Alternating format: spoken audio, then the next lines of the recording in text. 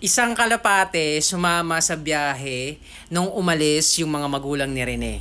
So kung natatandaan nyo guys, nung binuburol si Rene, merong dalawang kalapati na pumatong doon sa mismong kabaong. At sumunod na mga araw ay meron na namang nakita sa Aurora na dalawang kalapate, na kung saan ay doon nalunod si Rene at Divine. Etong kalapati na to na color white, pumatong dito sa kotse, na kung saan yun yung kotse na yun na sinasakyan ng mga magulang ni Rene.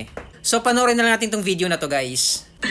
Etong kotse na to, dyan nakasakay yung mga magulang niya. Tignan niyo yung kalapate. Guys, hindi na to normal. Napaka-imposible na tong mangyari. Tignan niyo yung kalapate, oh. Habang umaandar yung kotse, hindi siya lumilipad. Nandyan lang talaga siya sa bubong. Ano ibig sabihin yan? Ano ibig sabihin yan? Kasi yung sa burol na rin tapos may dalawang kalapate. Normal pa yun Halos madalas natin yun makita Diba? Pero ito, tignan nyo.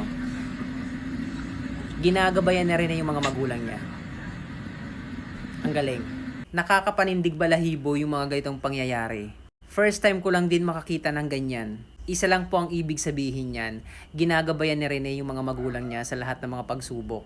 Para po sa mga magulang ni Rene, sana po makamit nyo na po yung katotohanan at justice para po kay Rene and Divine. At sana may managot dito sa mga pangyayaring to.